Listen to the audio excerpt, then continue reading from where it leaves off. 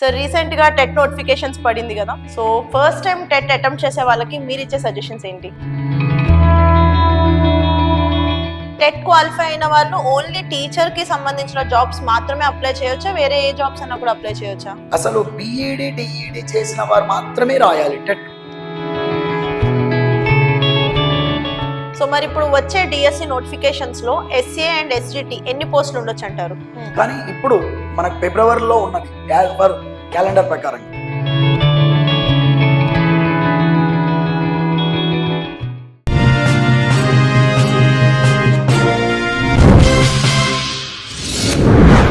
Hi hello viewers, welcome to social post TV. నేను మీ శ్వేత. ప్రస్తుతం మనతో పాటు స్టూడియోలో ఉన్నారు Sunrise Academy Hyderabad director Nani Yadav గారు. నమస్తే సార్. నమస్తే మేడం. ఎలా ఉన్నారు?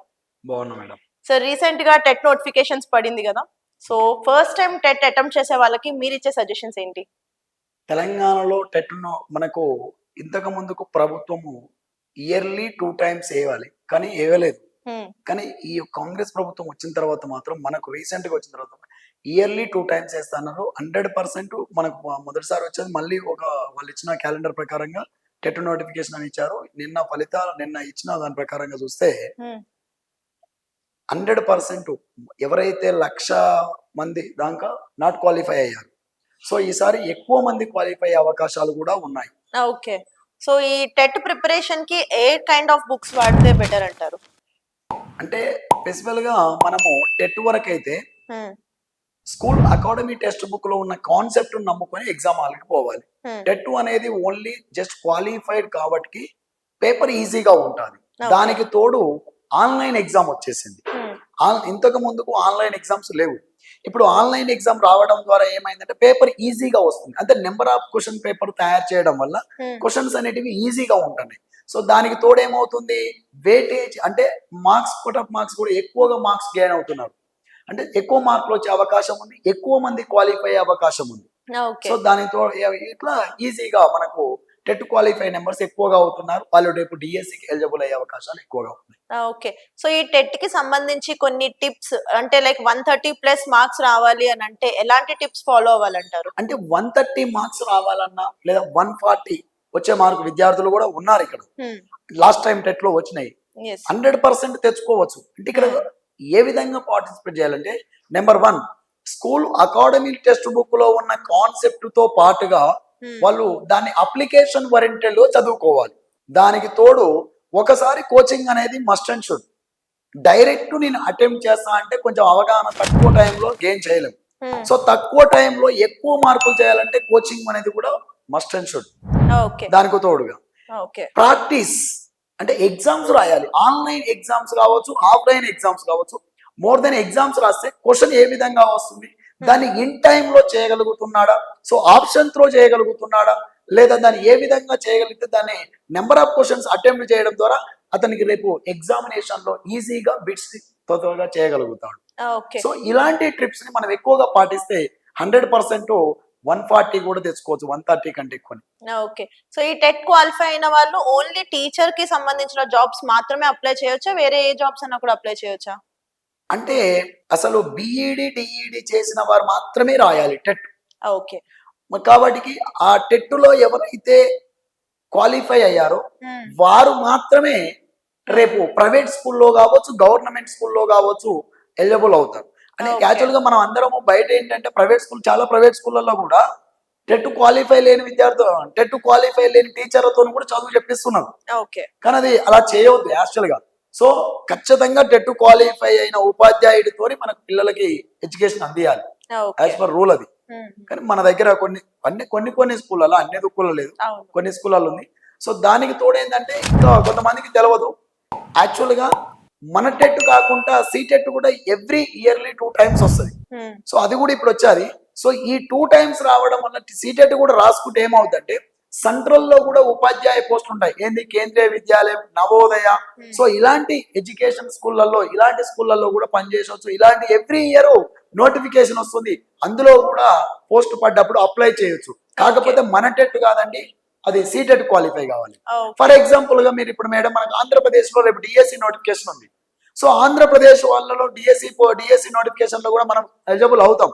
కానీ మన టెట్ క్వాలిఫై అయితే కాదండి, మనం సీటెడ్ క్వాలిఫై అయిన విద్యార్థి ఆంధ్రప్రదేశ్ లో డిఎస్సికి అప్లై చేయవచ్చు. ఓకే. కాబట్టి మన టెట్ క్వాలిఫై అయితే చేయలేము. కాబట్టి ఖచ్చితంగా సీటెట్ రాసుకుంటే ఏంటంటే మనకు తెలుగు రాష్ట్రాలలో మొన్నటిదాకా కలిసి ఉన్నాం కాబట్టి 100% మీరు దానికి సక్సెస్ అవుతారు. ఏంటి, సీటెట్ క్వాలిఫై కావాలి. సీటెట్ క్వాలిఫై అయితే మనము ఇండియాలో ఏ స్కూల్లో కూడా పనిచేసుకోవచ్చు, అంటే ఇతర రాష్ట్రాలలో కూడా పోయి కూడా ఉపాధ్యాయుడిగా పనిచేసుకోవచ్చు. ఓకే. కాబట్టి సీటెట్ కూడా రాసుకోవచ్చు అనే అవకాశం కూడా ఉంది. మీరు అది కూడా చెప్పొచ్చు మనం అందరం. సో మరి ఇప్పుడు వచ్చే డిఎస్సి నోటిఫికేషన్స్ లో ఎస్ఏ అండ్ ఎస్జిటి ఎన్ని పోస్టులు ఉండొచ్చు అంటారు? యాక్చువల్ గా మనకు మొన్న 11,000 చిల్లర పడ్డాయి మేడం. కానీ ఇప్పుడు మనకు ఫిబ్రవరిలో ఉన్నది యాజ్ పర్ క్యాలెండర్ ప్రకారం. ఎందుకంటే ఫిబ్రవరిలో టెట్ నోటిఫికేషన్ ఇచ్చింది కాబట్టి 100% ఫిబ్రవరిలో డిఎస్సి ఉండే అవకాశాలు ఎక్కువగా ఉన్నాయి. సో మరి డిఎస్సి ఉంటది కానీ అన్ని పోస్టులు అయితే ఉండకపోవచ్చు మేడం. నాకు తెలిసిన ఇన్ఫర్మేషన్ ప్రకారంగా 6,000 నుండి 8,000 మధ్యన ఉంటాయి మేడం. 6,000 నుండి 8,000 మధ్యన ఆల్ ఇంక్లూడింగ్ అన్ని ఎస్ఏ కావచ్చు, హెచ్జిటి కావచ్చు, పండిట్స్ కావచ్చు, అన్ని కలిపి 6 నుంచి 8,000 మధ్యన ఉండే అవకాశాలు ఎక్కువగా ఉన్నాయి. Okay. So last time DSC లో బీఈడి అభ్యర్థులకి అన్యాయం జరిగిందని మనం చూసాం, న్యూస్ లో అవన్నీ చూడడం జరిగింది. మరి ఈసారి నోటిఫికేషన్ వచ్చిన తర్వాత న్యాయం జరుగుతుందంటారా? ఇంకా అది లేదు మేడం, ఎప్పటికి కూడా జరగదు. ఇక ఆశలు పెట్టుకోవద్దు, బీఈడి వాళ్ళు ఎప్పుడు కూడా ఆశలు పెట్టుకోవద్దు. ఓకే. ఎందుకంటే డిఈడి వాళ్ళు డిఈడికే ఎలిజిబుల్ ఇచ్చారు మన దగ్గర. పేపర్ 1 వాళ్ళు పేపర్ 1 రాసుకోవాలి, పేపర్ 2 వాళ్ళు పేపర్ 2 రాసుకోవాలి. అలా ఉంది. ఇప్పుడు తెలుగు రాష్ట్రాలలో మన ఆంధ్రప్రదేశ్ పక్కన రాష్ట్రంలో కూడా అంతే సేమ్. కాబట్టి ఇక మనకు అవకాశాలు లేవు. స్కూల్ అసిస్టెంట్లు పోస్టులు ఎప్పుడైనా తక్కువనే ఉంటాయి. హెచ్జిటిలో పోస్టులు ఎక్కువ ఉంటాయి. ఎందుకంటే హెచ్జిటి నుంచి స్కూల్ అసిస్టెంట్ ప్రమోషన్స్ అవుతారు. సో ప్రమోషన్స్ ఎక్కువ అవుతారు కాబట్టి వేకెన్సీస్ ఎక్కువగా ఉంటాయి. కాబట్టి దాని ద్వారా మనకు HGT post number of post పెరుగుతాయి. సో కాబట్టి ఇక బాధాకరమైన విషయం, అది మనం ఏం చేయలేము. సో ఈసారి కూడా గంతే ఉంటుంది. ఓకే. సో ఇప్పుడు ఈ డిఎస్సి నోటిఫికేషన్ లో 5,000 పోస్ట్స్ మాత్రమే ఉంటాయని కొందరు అంటుంటే, మరి కొందరు 15,000 నుంచి 20,000 పోస్టులు ఉంటాయని అంటున్నారు. మరి దీనిపైన మీ అభిప్రాయం? చాలా మంది కూడా వార్తలలో చూసాను, నన్ను కూడా విద్యార్థులు ఫోన్ చేసి కూడా అడుగుతారు. ఎందుకంటే డైరెక్టర్ ఉన్నా కాబట్టి అడుగుతారు పిల్లలు. యాక్చువల్ గా ఏంటంటే అన్ని పోస్టులు పెరిగాయి మేడం. అయితే గత 3 సంవత్సరాలకు 3 years బ్యాక్ చూసుకుంటే మనకు రిటైర్మెంట్ లేదు మేడం. ఇప్పుడు రిటైర్మెంట్ స్టార్ట్ అయింది. దాదాపుగా ఒక 15 నుండి 20,000 ఉద్యోగాలు ఖాళీ అవ్వబోతున్నాయి ఇక రాబోయే 3 సంవత్సరాలు. అంటే ఎవ్రీ ఇయర్, అంటే 3 సంవత్సరాల్లో కలిపి, అంటే 3 సంవత్సరాల్లో కలిపి 20,000 అంటే ఒకేసారి 20,000 పడాయి కదా. మొన్న కొన్ని యాడ్ చేశారు, మరి రేపు ఒక 6,000 ఇస్తున్నారు. అంటే ఎవ్రీ ఇయర్ వాళ్ళ ప్రణాళిక ప్రకారంగా డిఎస్సి ఉంటుందనే ఆలోచనలోకి వచ్చారు ప్రభుత్వం. అంటే ఎవ్రీ ఇయర్ డిఎస్సి ఉంటది. ఎవ్రీ ఇయర్ 10,000 నియర్ బై 10,000 వేసేలాగా ప్లాన్ చేస్తున్నారు. కాబట్టి మనము కొన్ని పోస్టులు బ్లాక్ లాక్ ఉండొచ్చు, కొన్ని పోస్టులు కొత్తవి కావచ్చు. దానికి తోడుగానైతే అన్ని పోస్టులు అయితే ఉన్నాయి. 100% వేకెన్సీస్ అంటే రిటైర్మెంట్ అవుతుంది. కానీ ఇంకొక బాధాకరమైన విషయం ఏంటంటే తెలంగాణలో గవర్నమెంట్ స్కూళ్ళల్లో విద్యార్థులు లేరు, అంటే పంపిస్తలేరు గ్రామీణ ప్రాంతాలలో. అప్పుడు ఏం చేస్తాడు, టీచర్స్ 4 ఉండే టీచర్స్ దగ్గర 2 ఉండేవలసి వస్తుంది. సో అలాంటప్పుడు లెక్చరర్స్ కూడా తక్కువ పడతారు కదా. దానికి తోడు రిటైర్మెంట్ అయినంత మాత్రం అంతమందిని ఫిలప్ చేయలేరు కదా, అంటే అంతమంది రిక్రూట్మెంట్ చేయలేం కదా. కాబట్టి అలా కూడా కొంత ఆలోచన ఉంది. సో మరి ఈ ప్రభుత్వం ఏమన్నా మనకు గవర్నమెంట్ బళ్ళని బలోపేతం చేస్తే మనందరం కూడా సంతోషకరం. ఎందుకంటే గవర్నమెంట్ స్కూల్లో ఎక్కువగా స్ట్రెంత్ రావడంతో, మంచి స్కూల్లో మంచిగా స్ట్రెంత్ ఎక్కువ ఉంటే టీచర్స్ ఎక్కువగా ఎంప్లాయ్మెంట్ కలుగుతుంది. అప్పుడు డిఎస్సి పోస్టులు కూడా పెరిగే అవకాశం ఉంటుంది. కాబట్టి నిరుద్యోగులకు కూడా ప్రతి ఒక్కరు కూడా చెప్పేది అంటే ప్రతి గవర్నమెంట్ స్కూళ్ళలోకి వెళ్ళి విజిట్ చేయండి. అక్కడ ఉన్న టీచర్స్ ఎలా చెప్తున్నారు, గ్రామీణ ప్రాంతంలో ఉన్న వాళ్ళు, మన యువకులు చదువుకున్న వాళ్ళు వెళ్ళి అక్కడికి వెళ్ళి ఆ టీచర్ని కలవండి. ఎవ్రీ మంత్ మీరు ఏం చెప్పారు సార్, ఈ మంత్ లో ప్రోగ్రెస్ కార్డ్ ఏంటి, ఎలా ఉంది, నా స్కూల్లో ఏ విధంగా ఉంది సార్, ఎంతమంది విద్యార్థులు వస్తున్నారు, ఎంతమందికి రిక్రూట్మెంట్ ఉంది, ఎలా అంటే మధ్యాహ్న భోజన పథకం ఏ విధంగా ఉంటుంది, అందరు రెగ్యులర్గా వస్తున్నారా సార్ అని పేరెంట్స్ మీటింగ్ పెట్టి, మనలో చదువుకోని వాళ్ళే, తల్లిదండ్రులు చదువుకోని వాళ్ళనే 90% స్టూడెంట్స్ ఉంటున్నారు స్టూడెంట్స్. కాబట్టి వాళ్ళకి తెలియదు పేరెంట్స్ కి. కానీ మనం పక్కింటి అయినా కూడా మనకేం సంబంధం అనుకుంటా, నువ్వు ఫ్రీగా ఉంటే ఒకసారి వెళ్ళి స్కూల్కి వెళ్ళి హెడ్ మాస్టర్ని కలిసి నీ వంతుగా సహకారం చేస్తే ఒకసారి స్కూల్లో కూడా టీచర్లకి మనం అంటే కూడా ఈ విలేజ్ లో ఒకే కమ్యూనిటీ ఉంది అనేది కూడా తెలవాలి. తెలిస్తే దాని ద్వారా బలోపేతం అయితే విద్యార్థుల సంఖ్య పెరుగుతుంది. దాని తోడుగా టీచర్స్ కూడా హ్యాపీగా టీచింగ్ చెప్తారు. సో దానికి తోడుగా మనకు ఉపాధ్యాయుత పెరుగుతుంది, ఉపాధ్యాయుల పోస్టుల సంఖ్య పెరుగుతుంది. అది నేను చెప్పవలసుకున్న యువతకు నేను చెప్పవలసుకున్న విషయం కూడా. ఓకే.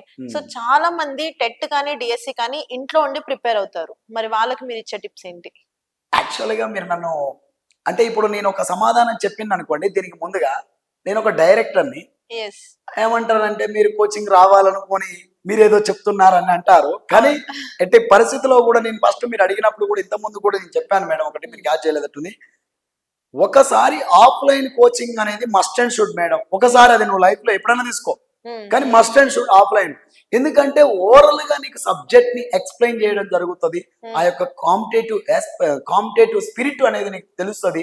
సో దానికి తోడుగా నీవు ఏ రేంజ్ లో ఉన్నావు, ఏ రేంజ్ లో నువ్వు చదువుకోవాలనేది కూడా నీకు తెలవాలి. కాబట్టి ఖచ్చితంగా నువ్వైతే ఒకసారి ఆఫ్లైన్ కోచింగ్ తీసుకుంటే బెస్ట్ నా సజెషన్ చెప్తున్నాను. ఆన్లైన్ అనేది మ్యారీడ్స్ తప్పదు మా బాధలు అనుకున్న వాళ్ళకే, కానీ 99% ఆఫ్లైన్ ముద్దు ఆన్లైన్ వద్దు అనేది నా టైటిల్ మేడం. నేను కూడా ఆన్లైన్ స్కూల్ స్టూడెంట్ మ్యాథమెటిక్స్ ఇస్తున్నా ఏపీడిఎస్సికి.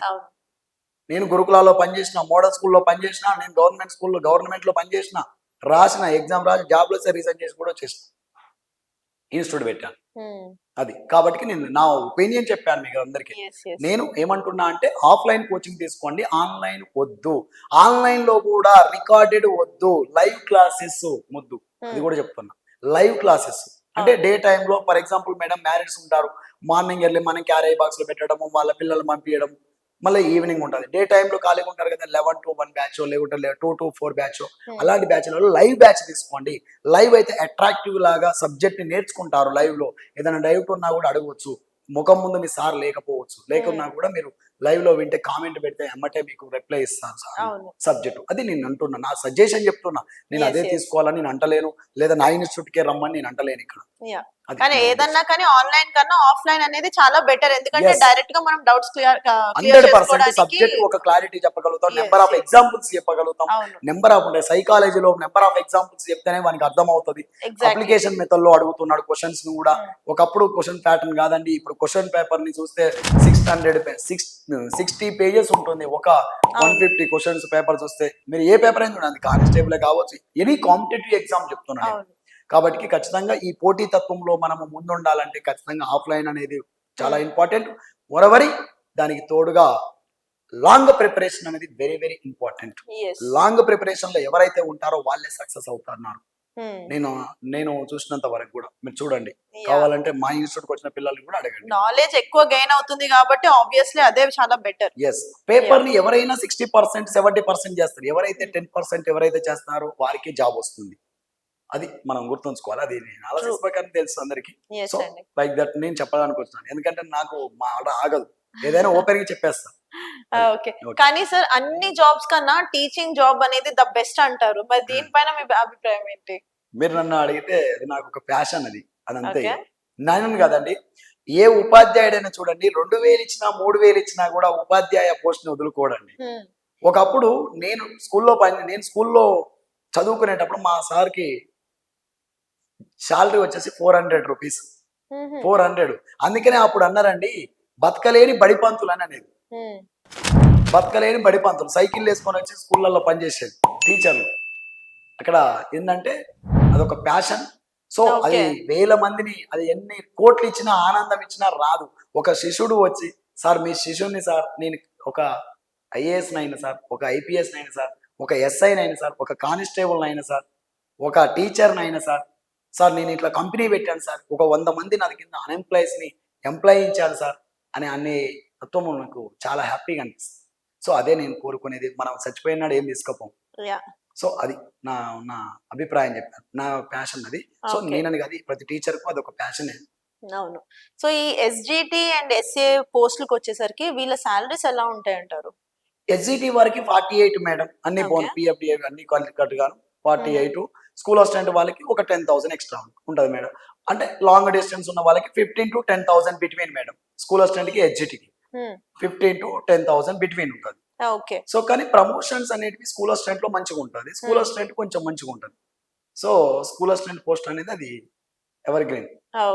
సో ఈ ఎస్ఏ ఎస్జిటి మ్యాథ్స్ వాళ్ళు ఎవరైతే ఉంటారో వాళ్ళకి ఎలాంటి ప్రిపరేషన్, అంటే ఏ కైండ్ ఆఫ్ బుక్స్ యూస్ చేస్తే బెటర్ అంటారు? యాక్చువల్ గా మన తెలంగాణ ప్రభుత్వం మొన్న చూసిన పేపర్ ప్రకారంగా చూస్తే, ఒకప్పుడు టెట్ పేపర్ చూస్తే అసలు చేయలేకపోయేది మ్యాథ్స్ స్టూడెంట్, కానీ ఇప్పుడు కొంచెం ఈజీగా వస్తుంది. ఆన్లైన్ ఎగ్జామ్స్ కాబట్టి కొద్దిగా ఈజీగా రావడంతో మన వాళ్ళందరూ ఏమనుకుంటున్నారంటే సార్ పేపర్ ఈజీగా వస్తుంది అనుకుంటున్నారు. కానీ నేనేమంటున్నా అంటే టెట్ పేపర్ ఈజీగా వస్తుంది కానీ డిఎస్సి పేపర్ చాలా క్రిటికల్ గా వస్తుంది. డిఎస్సి పేపర్ ని నువ్వు ఇన్ టైంలో చేయాలంటే నా బుక్ కాదు, నీ బుక్ కాదు, ఎవరి బుక్లు కాదు చదివేది. మీరు చదువుకోవాల్సింది కాన్సెప్ట్. ఎక్కడైనా కోచింగ్ తీసుకోండి, లేదా ఎక్కడైనా ఏ బుక్ అయినా చదవండి, మీరు ఎలానైనా ప్రిపేర్ కండి, మీరు కాన్సెప్ట్ నమ్ముకొని వెళ్ళండి ఎగ్జామ్ అని. అంటే ఏ కైండ్ ఆఫ్ టాపిక్స్ మీద ఎక్కువ ఫోకస్ చేయమంటారు? అంటే మనకు కాంపిటేటివ్ లో ఇది అడగవలసిన ప్రశ్న కాదు, కానీ విద్యార్థులందరూ మీలాంటి వాళ్ళతో అడిగిపిస్తారు. మేము యూట్యూబ్ లో చెప్పేటప్పుడు కూడా సార్ ఏ టాపిక్ ని చదివితే ఎక్కువ మార్కులు వస్తాయని అడుగుతారు. అసలు ఇలాంటి మాట మాట్లాడితే ఆ ఏ గురువు కూడా చెప్పడండి, చెప్తే అది తప్పు. ఎందుకంటే ఆ విద్యార్థి నిన్ను నమ్ముకొని పోయి ఆ టాపిక్ ని ఎక్కువ చదువుకొని పోతాడు. ఎప్పుడైనా ఒక ఇచ్చిన సిలబస్ ని చూసి ఎక్కువ సిలబస్ లో ఇచ్చిన సిలబస్ లో ఒక టాపిక్ నుంచి ఎక్కువ కంటెంట్ ఏ టాపిక్ నుంచి ఉంటే ఆ టాపిక్ నుంచి 1 or 2 బిట్స్ ఎక్కువ వస్తాయి, కానీ మొత్తము ఆ బిట్స్ నుంచి రావు, లేదా మొత్తము ఆ టాపిక్ నుంచి రాకుండా ఉండవు. కాబట్టి నేనేమంటున్నా, ఓవరాల్ గా అన్ని టాపిక్లు మీరు చదువుకోవాల్సిందే మీకు ఉద్యోగం కావాలంటే. ఎందుకంటే ఉద్యోగం అనేది సార్ నాకు హాఫ్ మార్క్ తో మిస్ అయింది, 2 మార్క్స్ తో మిస్ అయింది, 1 మార్క్ తో మిస్ అయింది అంటారు చూసినావు. వాళ్ళు ఏంటంటే అన్ని టాపిక్లని సరిగా చదువుకోలేకపోవడం వల్లనే వాళ్ళు రేపు నిన్న సక్సెస్ చేయలేకపోయారు. అన్ని టాపిక్లని ఎవరైతే చదివారో వాళ్ళే విజేతలుగా నిలిచారు. కాబట్టి నేను ఇచ్చే సజెషన్ ఒకటే, అన్ని టాపిక్ల మీద ఏ సబ్జెక్ట్ అయినా నువ్వు కాన్సెప్ట్ ఓరియంటెడ్ గా చదువుకొని ఎగ్జామ్ హాల్కి వెళ్ళు. అలా ప్రయత్నం చేయి, 100% ఏదో ఒక రోజు సక్సెస్. ఓకే. సో ఈ టెట్ అనేది బార్డర్ పాస్ అయిన వాళ్ళు టీఆర్టీకి సాధించవచ్చు అంటారా? యాక్చువల్ గా మనకు టీఆర్టీ లేదు మేడం. ఓకే. ఇక్కడ టీఆర్టీ బదులు యాక్చువల్ గా మనకు తెలంగాణ రాష్ట్రము ఇంతకుముందు ఆంధ్రప్రదేశ్ ఉమ్మడిగా ఉన్నప్పుడు డిఎస్సి ఉండే. మనం వాళ్ళం విడిపోయిన తర్వాత 2018లో వాళ్ళు ఒక టీఆర్టీ, మనం ఒక టీఆర్టీ ఎగ్జామ్ పెట్టాం. అంటే టెట్ ప్లస్ డిఎస్సి కలిపి. అసలు ఈ టెట్ ఎప్పుడు వచ్చిందంటే 2011లో వచ్చింది. 2011లో వచ్చింది. 2011 వచ్చిన తర్వాత ఒక టెట్ అయిపోయినాక మళ్ళీ డిఎస్సి ఎగ్జామ్ పెట్టారు. డిఎస్సి ఎగ్జామ్ అయిపోయిన తర్వాత ఏం జరిగిందంటే టెట్ ప్లస్ డిఎస్సి కలిపి అని టీఆర్టీ అని ఎగ్జామ్ పెట్టాను. టీఆర్టీ ఎగ్జామ్ పెడితే ఇప్పుడు స్కూల్ అసిస్టెంట్ మ్యాథ్స్ టీచర్ ఉన్నాడు మేడం. అతను హై స్కూల్లోకి పోయి ఏ సబ్జెక్ట్ చెప్తాడు మేడం? స్కూల్ మ్యాథ్స్ చెప్పాలి. అతను తెలుగు చెప్పడు, ఇంగ్లీష్ చెప్పడు కదా. కానీ టీఆర్టీలో ఏమయ్యేది, అన్ని సబ్జెక్ట్ కలిపి వచ్చేది. అలాంటప్పుడు అతను రేపు బోధించబోయే విద్యార్థి, రేపు బోధించబోయే ఉపాధ్యాయుడు అతను మదర్ సబ్జెక్ట్ కంటే ఎక్కువగా అన్ని సబ్జెక్టులు చదవవలసి వస్తుంది. కాబట్టి అది మంచిగా లేదు పరిస్థితి. సో దానికి వదిలేసి డిఎస్సిని స్టార్ట్ చేశారు. ఒకే సబ్జెక్ట్ ఫోకస్డ్ గా చెప్పేది వేరు, మల్టిపుల్ సబ్జెక్ట్ ఒకే టీచర్ చెప్పేది డిఫరెంట్ ఉంటుంది. కాబట్టి ఏ సబ్జెక్ట్ ఆ సబ్జెక్ట్ ఇలా డివైడ్ చేసి ఎక్స్పర్ట్ అవ్వాలి. కాబట్టి మనం ఆ సబ్జెక్ట్ ని ఎక్స్పర్ట్ గా చేపించి మనం ఉపాధ్యాయుడిగా తయారు చేద్దాం. అది డిఎస్సి లో ఉంటుంది. డిఎస్సి అయితే తన మదర్ సబ్జెక్ట్ మీద ఎక్కువగా ఉంటుంది ఫోకస్. సో డిఎస్సినే కంటిన్యూ అవుతుంది. మన ఆంధ్రప్రదేశ్ కూడా తీసేశారు, ఇప్పుడు డిఎస్సినే పెట్టారు. మన తెలంగాణలో కూడా డిఎస్సినే వచ్చింది. ఆల్రెడీ ఒక ఎగ్జామ్ అయిపోయింది. ఇప్పుడు నెక్స్ట్ అప్కమింగ్ ఫిబ్రవరిలో కూడా వచ్చేదంటే కూడా డిఎస్సినే. టీఆర్టీ అనేది రావద్దు కూడా నేను చెప్తున్నా, నా అభిప్రాయం చెప్పాను అక్కడ అంతే. సో ఇందాక మీరు అన్నట్టు కొన్ని ఇలాంటి క్వశ్చన్స్ మాతో అడిగిస్తారు అని అన్నారు కదా. అందులో ఇంకొక క్వశ్చన్ ఏంటంటే, ఇప్పుడు ఈ టెట్ కానీ డిఎస్సి కానీ తక్కువ సమయంలో మేము క్వాలిఫై అయిపోవాలంటే ఏం చేయాలి అన్న వాళ్ళకి మీరు ఏం చెప్తారు? సామెత ఉంది చూసినావు, ఇక ఒకటేసారి అరపెల్లి గుట్ట ఎత్తుకుని మీద పడే రావాలని చూసినావు. ఎప్పుడైనా అట్లా ప్లాన్ చేసుకోవద్దు మేడం. అంటే క్వాలిఫై అవ్వడం అనేది సింపుల్ గా అవుతారు మేడం. నేను చెప్తానుగా, సింపుల్ గా టెట్ క్వాలిఫై కావచ్చు. ఈసారి కూడా ఆన్లైన్ టెస్ట్ ఎప్పుడైతే ఎగ్జామ్స్ వచ్చినాయో టెట్ పేపర్ ఈజీగా ఉంటుంది. అలా ఈజీగా ఉంటుంది. నీకు 90 మార్కులు వచ్చినా వేస్ట్, 110 మార్కులు వచ్చినా వేస్ట్. ఎందుకంటే రేపు డిఎస్సి కదా, టెట్ లో క్వాలిఫై అయినంత మాత్రాన నీకు నెలనాడు శాలరీ రాదు. కానీ డిఎస్సిలో నువ్వు మొదటి ర్యాంక్ వస్తే నీకు నెలనాడు అకౌంట్ లో పడుతుంది. కాబట్టి ఈ టెట్ కు ఎక్కువ మార్కులు తెచ్చుకుంటే డిఎస్సికి నీకు పాసిబుల్, డిఎస్సిలో నువ్వు ముందు స్థాయిలో ఉంటావు. నేనేమంటున్నా అంటే, నువ్వు ఎక్కువ మార్కులు రావాలంటే, నువ్వు తక్కువ సమయంలో ఎక్కువ మార్కులు రావాలంటే దానికి ఒకటి షార్ట్ టర్మ్ కోచింగ్ అనేది ఆఫ్లైన్ కోచింగ్కి వెళ్ళాలి. నెంబర్ 1. దానికి తోడుగా ఎగ్జామ్స్ రాయాలి. ప్రిపరేషన్ అనేది ఒక ఆర్డర్ గా చేసుకోవాలి. అది షార్ట్ టైమ్ లో చేసుకోవాల్సిన ప్రణాళిక. లేదు నేను 1 year 2 years నుంచి చదువుకుంటా ఉండే లాంగ్ ప్రిపరేషన్ లో ఉండి చదువుకుంటా అంటే నువ్వు ఓన్ గా ప్రిపేర్ కావచ్చు, నో ప్రాబ్లం. నువ్వు షార్ట్ టైమ్ లో సక్సెస్ కావాలంటే దానికి తోడు ఆఫ్లైన్ కోచింగ్ అనేది, షార్ట్ టర్మ్ కోచింగ్ అనేది ఇంపార్టెంట్. ఎందుకంటే నీకు ఏం కావాలో అదే ఇస్తాడు అక్కడ ఆఫ్లైన్కి వెళ్తే. సో షార్ట్ టైం అక్కడ సార్ కూడా లెక్చరర్ ఉపాధ్యాయుడు ఏం చేస్తాడు, ఏది ఎక్కువ ఫోకస్ చేయాలి, ఏది తెలియదు, ఆ తెలియని దాని గురించి ఎక్కువ ఫోకస్ చేస్తాడు కాబట్టి ఆ ఇన్ టైంలో నీకు అందేయగలుగుతాడు. అది నీకు రేపు రాయబోయే ఎగ్జామ్లో నీకు బాగా యూజ్ అవుతుంది. ఓకే.